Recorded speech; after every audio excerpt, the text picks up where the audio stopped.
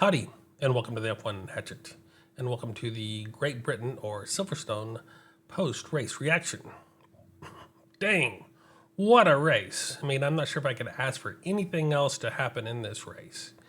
We had wet weather, we had, the world champion Max Verstappen spinning around in this race. We had Oscar Piastri just leading the way all the way through, but not actually winning it because of controversy penalty that was handed to him.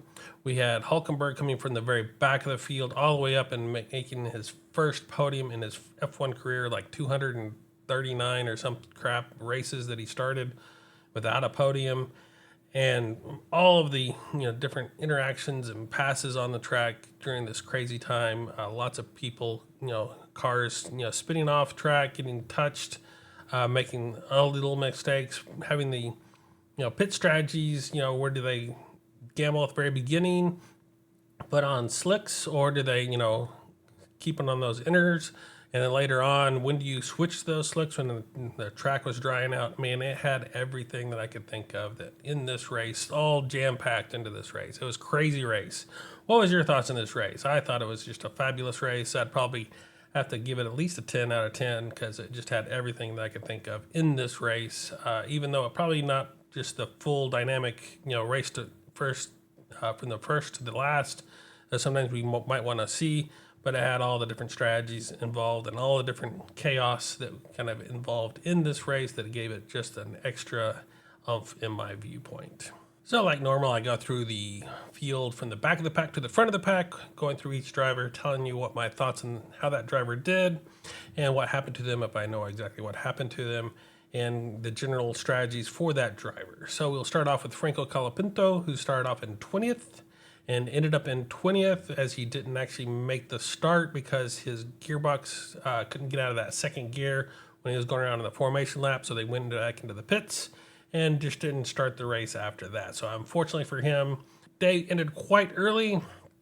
Didn't really get a chance to play out in this to see where he was going to end up in this race, and things just didn't quite work out for him. Hopefully he can get back, and he's going race by race, so I'm sure that he's just eager to show what he can do in the next race. Then we come to Liam Lawson, who started off in 15th and ended up in 19th with a DNF. Our lap 1 turn 6 issue, where he got in contact with Ocon, he was trying to turn in, and then Ocon didn't have any room because he had Yuki on the other side of him on that first lap, and so he just kind of came and hit him pretty hard and spun him off and ended his day on that very first lap. So unfortunately for Liam Lawson, after that great finish last weekend, he ends up his weekend here early and didn't have to participate in the rest of this field. Got out and couldn't really show exactly what he's doing. So hopefully he can bounce back again in our next race fairly quickly and just get back on it and not have it too much of a downer for him. And we come to Gabriel Bortoleto, who started off in 16th and ended up in 18th, again with another DNF. He did lose one spot at the very first lap, went off on lap 4 on turn 2, kind of hit the wall pretty hard, and then he kind of started getting back up and thought he could keep on going, but then ended up pulling off between turn 9 and 10, and so that kind of ended that instance and started a virtual safety car where they had to push that car off the road. So hopefully he can bounce back as well after his really good run last weekend. Hopefully this doesn't put too much of a downer on it, and he can really bounce back and show what he can do, especially since his teammate Hulkenberg did really well this time, and it seems like they've gotten the updates they need in that stake kick Sauber car to actually put them a little bit more competitive in the field. So hopefully he can bounce back in a couple of weeks when we get back going in Belgium. Then we come to Isaac Hydjar, who started off in 12th and ended up in 17th, again with a DNF. He did lose 4 spots at the very beginning of the race on that very first lap, so it wasn't the greatest start for him. And he did hit the back of Kimi due to visibility issues on lap 18 during one of those virtual safety cars restarts.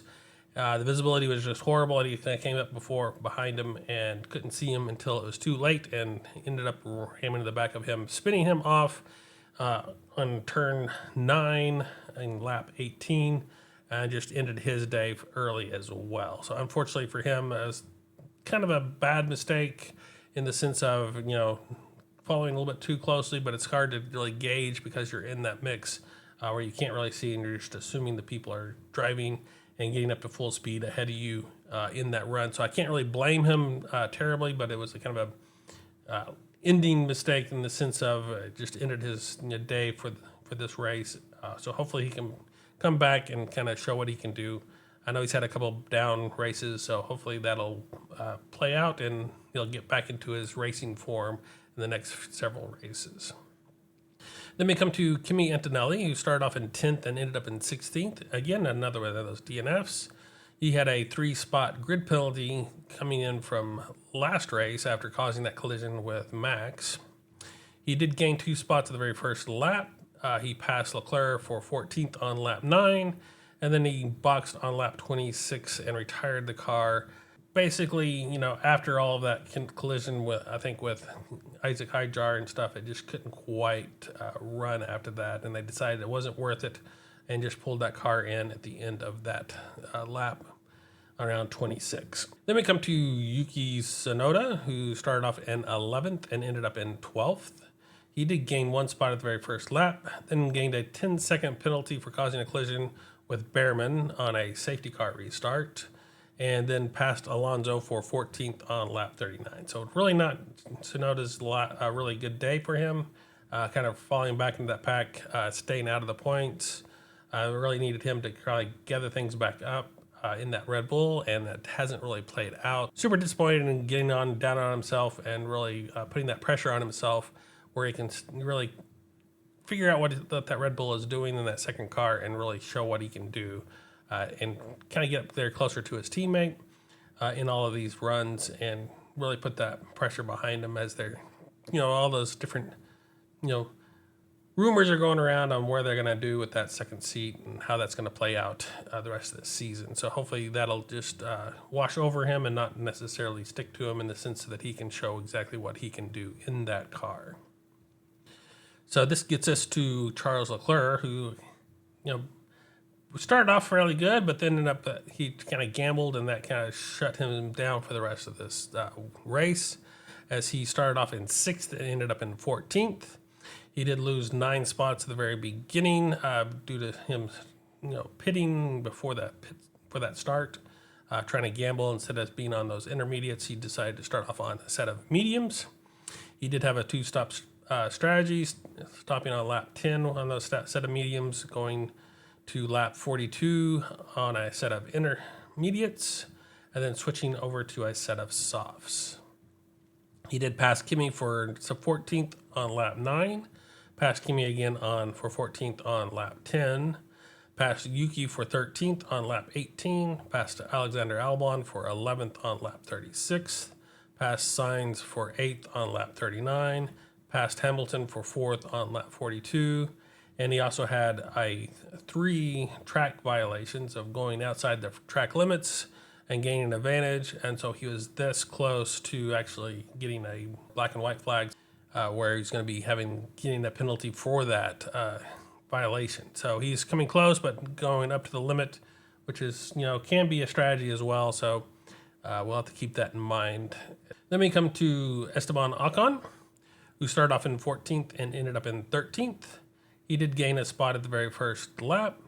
He did a 2-stop as well, stopping on lap 19, switching from intermediates to another set of intermediates, taking those to lap 42 before switching to a set of mediums. He did pass Yuki for 13th on lap 23, and then he kind of went off track and turn 6 on lap 44 after he came in contact with his teammate, Oliver Behrman, going around trying to figure out who was going to pass each other in that turn, and both of them kind of spinning in a pirouette, synchronized. So it wasn't really good for the Haas team in that front. Hopefully they can figure out what's going on. And I know they were going to the stewards, so hopefully nothing else comes from that after the race. This gets us to Carlos Sainz, who started off in 9th and ended up in 12th. He had 2 spots gained on his first lap, so that was a good start. He did a 2-stop race, stopping on lap 11, switching from intermediates to a second set of intermediates, and going to lap 41 on those intermediates before switching to a set of mediums. He did pass Max Verstappen on lap 22 for 9th.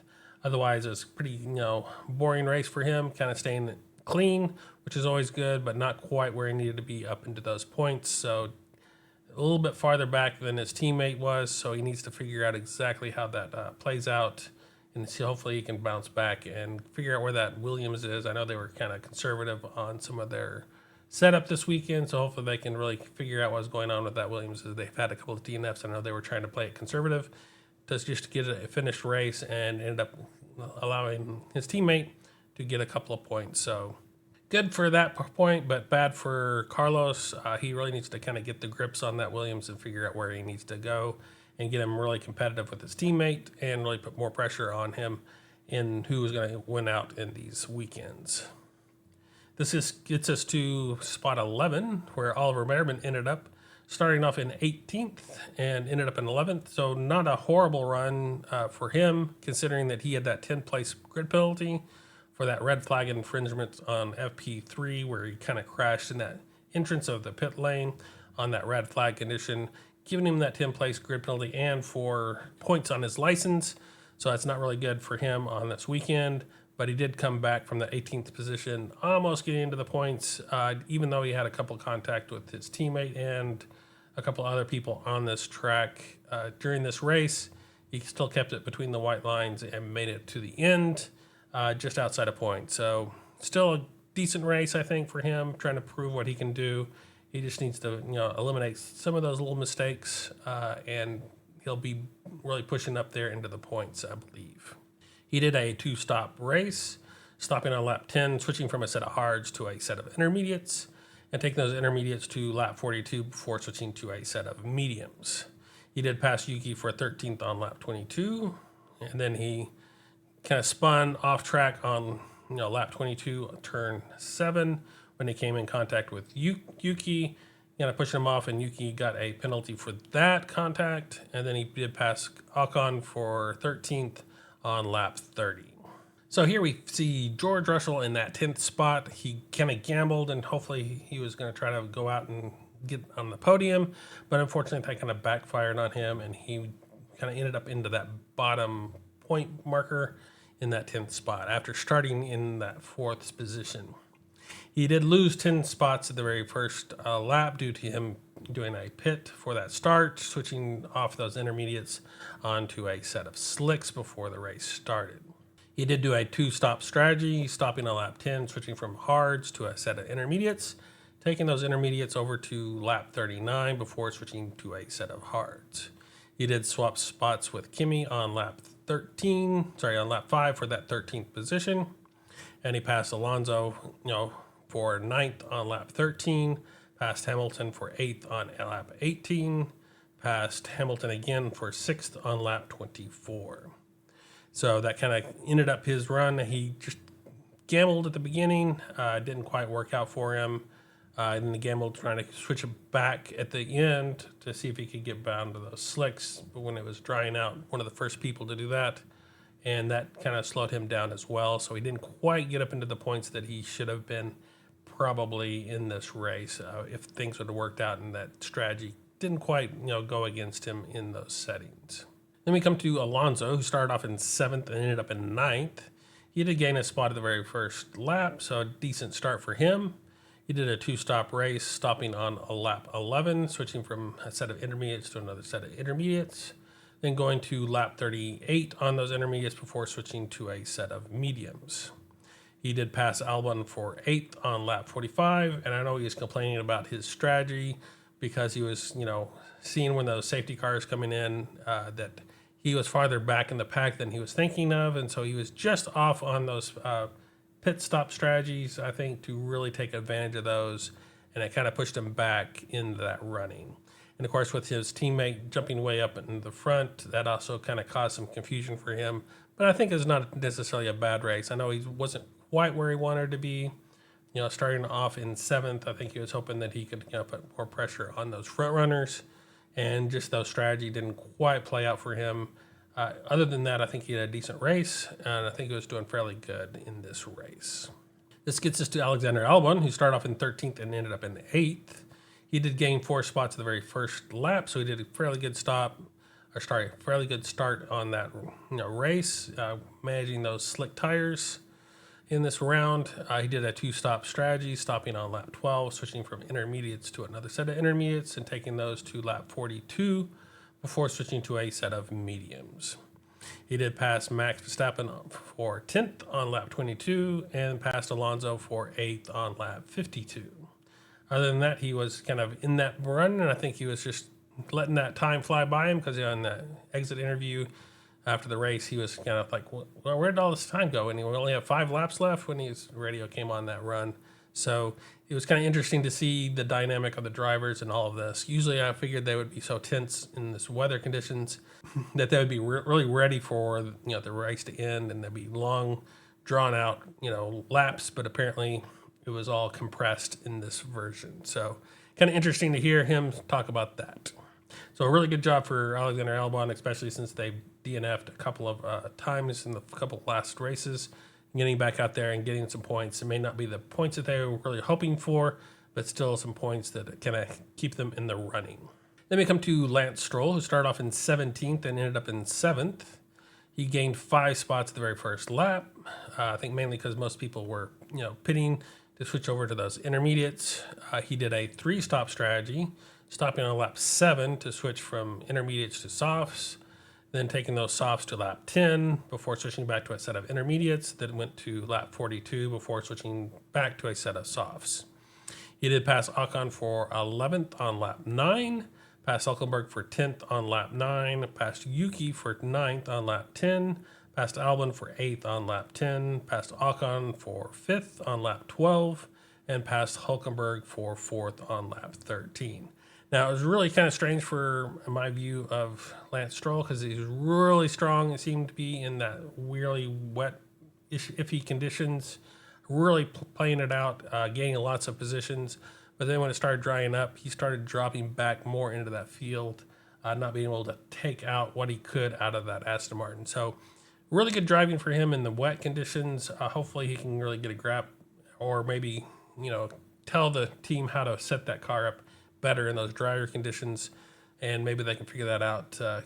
Let him let loose on all that he can do in that car because he really shined in those tricky conditions that were today, and just kind of plowed forward as headed near the beginning of the race and just started dropping back at the end. But still getting some really good points for Aston Martin in that 7th position. Then we come to Pierre Gasly, who started off in 8th and ended up in 6th. He gained 3 spots in the very first lap. He did a 2-stop strategy, stopping on lap 11, switching from intermediates to another set of intermediates, going to lap 42 on that second set of intermediates before switching to a set of mediums. He did pass Ocon for 6th on lap 14 and passed Stroll for 6th on lap 52. He really enjoyed this race as well, trying to go around that track. I know he's not having the greatest weekend before this, kind of trying to figure out where that Alpine lies, and hopefully they can get a more grip on how that behaves in all these different weather conditions so that they can tune it better for him and his teammate in these runnings in the next part of the season and really make him competitive. But really good race for Pierre Gasly in this, again, tricky conditions, getting out there and being able to maintain and get some good points for Alpine. This gets us to that top 5 where we find Max Verstappen. Started off in 1st and ended up in 5th, so not the greatest day for him. He did a 2-stop race, stopping on lap 11, switching from intermediates to another set of intermediates, going to lap 42 on those set of intermediates before switching to a set of mediums. He had a decent start, keeping the lead, so that was really good to see, making that first turn, keeping them behind him. He did have to pass Lando in the pits for 3rd on lap 11. And then he passed Alexander Albon for 2nd on lap 12 after coming out of those pits. He did spin on the second safety car restart on lap 21, around turn 16. He kind of dropped back from that second position that he was in all the way down to 9th. I think that was kind of a frustration on his part, trying to hit those radio button, trying to report what Oscar did in that situation where he was, slowing down for that safety car restart and kind of caught Max off guard, and so I think that kind of played into that spin. I think mind wasn't quite zoned in on what he needed to do, and just focused on the racing instead of reporting back. But he did come back from that a little bit and getting up to that 5th position. He did pass Albon for 10th on lap 22, passed Sainz for 9th on lap 35, passed Gasly for 6th on lap 41, and then passed Stroll for 5th on lap 51. So not the greatest day for Max. Did a decent start, fell back behind Oscar in that running, and then he fell back past Lando as well. One of those pit stops, he got it back, but didn't quite make it in that setting, spinning on that restart, which dropped him way back in the field, and then having to come back through, and his car really wasn't playing out quite as well as he would have liked in the balance throughout this weekend. So I think it was a decent run, even though it's probably a great run for him in that Red Bull, as that Red Bull probably wasn't set up quite correctly for this weekend's race. And so him just being able to pull everything he could out of that car, making a couple of mistakes in that race. I think there was just too many little things that could have gone wrong, and when they did, they kind of went fairly badly wrong. So his little mistakes cost him quite dearly, but he was still kind of really relevant in this race, I think, overall. So I did a fairly good job. So this gets us to Lewis Hamilton, who started off in 5th and ended up in 4th. He did gain 1 spot at the very first lap. He did a 2-stop strategy, stopping on lap 11, switching from intermediates to another set of intermediates, taking that second intermediates to lap 42, and switching to a set of softs. He did pass his old teammate Russell and Ocon for 7th on lap 18, so did a really good pass there, double passing those cars after Russell had passed him earlier on. So that was really cool to see him coming back and just coming back strong and having that double pass to get back into that contention that's for that 7th position. Later in the race, he did pass Russell again for 6th on lap 27 and passed Gasly for 5th on lap 30, passed Stroll for 4th on lap 35. He is one of those other people that had 3 track violations of going outside the track limits. So he is really close to getting that black and white flag himself. But overall, he maintained that in-track lines enough to finish the race without any penalties, and so that was good to see. And kind of him coming back. I know that Ferrari's not that good in the wet conditions, so when it was drying out, you could see him coming back into the field, but handling it fairly well in those wet conditions. Showing his expertise in driving those Formula One cars. So now, if you've been waiting for Hulk to have a podium, to hit the like and subscribe button, then now is your chance, because he has actually hit the podium, making it all the way up to that 3rd position. Not quite the 2nd or 1st, but still a podium position nonetheless after all of his career in F1. As I said, and you can understand, we made it to that 3rd position, where he started off in 19th, yes, 19th position, all the way near the back of the field, and making it all the way up to the podium on that 3rd spot, but still a podium position. He did gain 8 spots in the very first lap, so an excellent start for him. I know part of that was due to the people pitting, to change tires before this start, and everything rumbling around in that because of those blank spots on that starting grid, but he still made the most of that. He did a 2-stop race, stopping on lap 10, switching from intermediates to a second set of intermediates, taking that second intermediates to lap 42, and switching to a set of mediums. He did pass Ocon for 6th on lap 12, passed Stroll for 4th on lap 13, passed Stroll again for 3rd on lap 34, and it was his 239th race before he had a podium position, and he finally gets his podium position. I can't be more than happy for him to have that podium. I'm a big Hulkenberg fan to start off with. I didn't think that team that he was in that pulled out a podium. I was thinking it'd be more when they moved over to Audi, but I'm so glad he got that position, and that they're boosting that Stake Kick Sauber car team, and it helps them, their morale so much that I think with all these extra components they've been adding to the car and getting closer in and getting points the last several races, I think this is a really big boost for them overall, and it's really great to see. He also was the driver of the day, which I can't see anybody else getting the driver of the day. Him, coming back with this wonderful podium position after not having a podium position in his F1 career, coming all the way from that 19th position on the grid to be able to do that as well in these really weird, tricky conditions, just played out for him.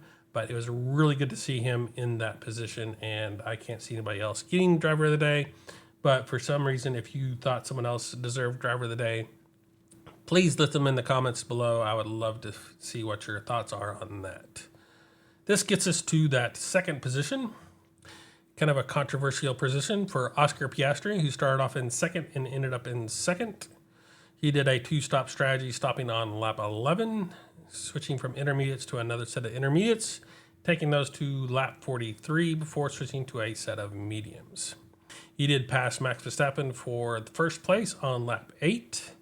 He did gain a 10-second penalty for a safety car infringement, where he was basically driving erratic behind the safety car before it went off. I think he was just trying to do his thing, waiting for those lights to come off, and he just happened to brake at the same time the lights went off. According to him, after the race, we'll have to see how that plays out with all the data that comes from that car to see if that was truly the case. I know some people are going to dive into that data to see if that was really the case, on if it was really that bad of a call by the FIA, or if he really deserved that. Now, from looking at the issues on track, from what I saw from those replays, it looked really bad. I don't think he deserved a 10-second penalty. He probably deserved maybe a 5-second penalty, or whatever the lower end is for that penalty, just as a way of giving him a little penalty, saying, hey, don't do that. Of course, trying to judge when that safety car's lights will go out is probably the other key there, and trying to figure out where it was going to, because someone said those lights went out a little bit later than normal, and so that probably played into it as well. So it probably just played against him in that setting and dropped out of that setup. What is your view on that penalty? Do you think it was deserved? Do you think he deserved a penalty at all? Or do you think that should have been just a on-track incident and not caused any issues, and let him go out and potentially win this race? He did gain the fastest lap of the race on lap 51, so the very second to the last lap of the race, he was able to pull in that fastest lap, which doesn't count anything in this season, but it's still kind of cool to see that he put in the effort at the end to get that fastest lap. This course gets us to our race winner, Lando Norris, who was a nice Briton to win the British Grand Prix. Started off in third and ended up in first. He had a two-stop strategy, stopping on lap 11 from intermediates to a second set of intermediates, going to lap 44, a lap longer than his teammate before switching to that set of mediums because of that 10-second penalty for Oscar. And he did pass Max Verstappen for second on lap 11, and he did pass Alexander Albon for third on lap 12. Otherwise, he was pretty much clean. Didn't make any mistakes in this race, and so he was really clean, and so he deserved a win. It may not have been the win that he was wanting. I know he's really happy to win the British Grand Prix in this running, his home race. He was thinking that he would have traded other things for this win, and now he has this win. So it's kind of cool to see that and see all the fans rejoice with him. I wish it was probably a little bit cleaner for him on that win, but this probably makes up for some of the earlier on races when he was probably in the lead because of the weird strategies that happened, and they kind of makes him swap positions with Oscar earlier on, just to give Oscar back that win, because due to the weird strategy, it just happened to play out, and they had to pull in those team orders. So I think this is kind of that payback on that front for him, coming back his way a little bit, closing that gap up, not quite making it to the drivers' championship point leader yet, but getting that narrowed down a little bit more. So the race is on for the next few races to see who can pull out the most points, who can come in first, or who can get delegated to second or beyond in that running to get those points as close as they can and keep that drivers' championship alive for those two McLaren drivers. So to show you how all of this played out, well, we had a virtual safety car on lap 2 that went to lap 4, so we didn't get a whole lot of racing to start off with. By lap 5, we had a 0.3 second lead for Max over Oscar. Then we had another virtual safety car that came out on lap 6 that went through lap 9. And by lap 10, we had a 4.24 second lead for Oscar over Max. So by that point, Oscar had taken the lead and pretty significant lead over Max as well. And then we had a full safety car come out on lap 14 that went through 17. And on lap 15, during that safety car run, where they're still trying to get those gaps down, it was still a 14.4 second lead for Oscar over Max. So you can see really handily that Oscar had the run for this race. He was making it done, leading it, not having any issues, really in tune with his car to get the most out of his car during this race. And then we had a safety car that come out right after that and lap 19 that went to lap 21. By lap 25, it was a 3.62 second lead for Oscar over Lando. At lap 35, it was a 2.07 second lead for Oscar over Lando. And then we came in for that pit, had that 10-second gap. By lap 45, it was a 4.08 second lead for Lando over Oscar. And by the end of the race, it was a 6.98 second lead for Lando over Oscar. So I'm not sure if Oscar kind of gave up at the end, knowing he couldn't get that 5-second gap to really put pressure on his teammate at the end. And so he just kind of just let it run, letting that gap get back up in that running or what.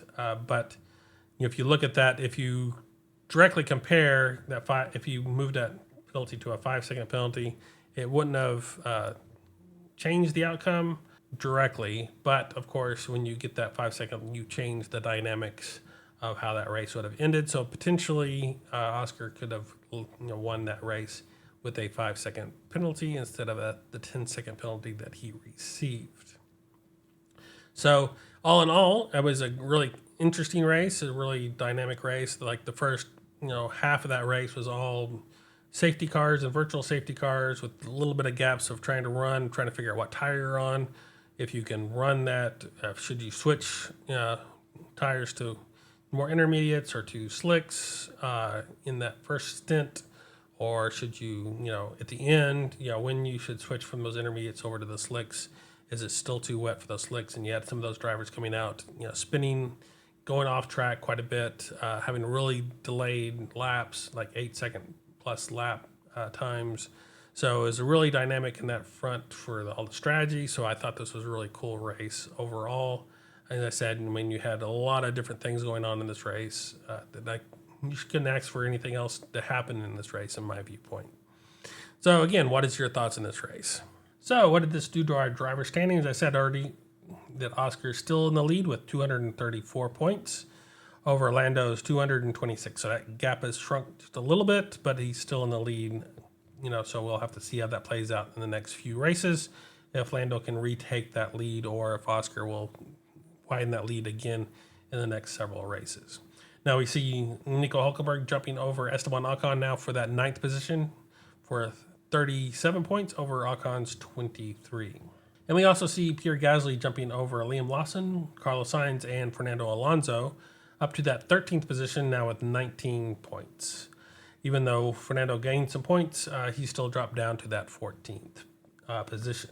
And for the constructor standings, we still see McLaren in the lead, now with 460 points over Ferrari's 222 points. What we do see here is we see Kick Sauber Ferrari jumping up to that 6th spot, now with 41 points over Racing Bull's 36 points, just ahead of Aston Martin's 36 points, and Haas jumping down to that 9th position, still with 29. Alpine gaining some points, but not putting quite the pressure on Haas yet, but still close to that.